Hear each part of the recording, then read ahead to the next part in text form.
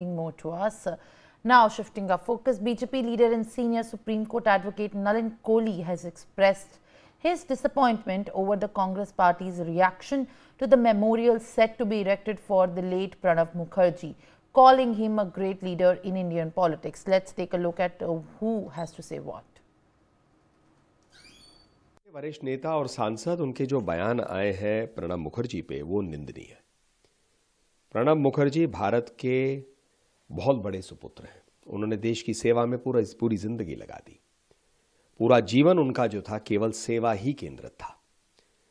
लोग उनकी बहुत इज्जत करते हैं क्योंकि जिस प्रकार से वो देश के बारे में जानते थे, जिस प्रकार से उनकी सोच थी, उन पर कोई ऐसी गलत बात कभी नहीं उठी।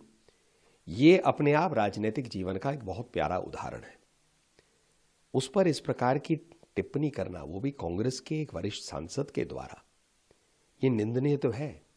क्योंकि किस बात पर वो टिप्पणी कर रहे हैं कि मोदी जी की सरकार ने प्रणब मुखर्जी जी के लिए एक स्मारक की घोषणा की और क्यों नहीं होना चाहिए स्मारक इतने बड़े सुपुत्र भारत के।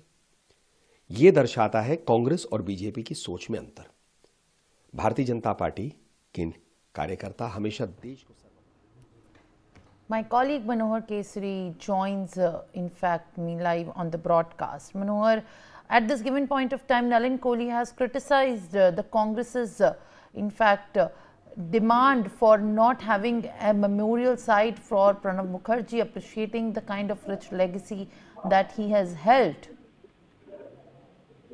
देखिए बिल्कुल इससे लेकर के बीजेपी के नेता नलिन कोहली हैं या अगर इससे पहले बीजेपी के सांसद सुधांशु त्रिवेदी ने भी ट्विटर आकर कांग्रेस पे अटैक किया है। उन्होंने कहा है कि जिस तरह से प्रणब मुखर्जी ने देश के लिए काम किया है, उसके लिए कांग्रेस नेताओं का इस तरह से बयान देना एक निराशाजनक बयान है।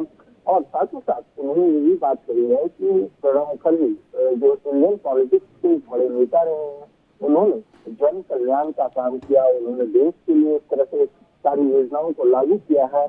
और उनकी याद में अगर स्मारक नहीं बनाना चाहिए तो क्या करना चाहिए? क्या उन्हें इस तरह का सम्मान नहीं देना चाहिए कि राष्ट्र समिति और जो राजघाट का एक हिस्सा है वहां पर अगर ये मंजूरी दी गई है तो इसमें दिक्कत क्या हो रही है कांग्रेस को?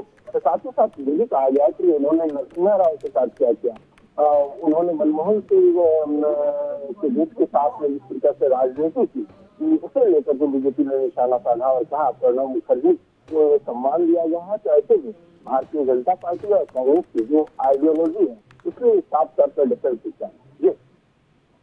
All right, Manohar, thank you.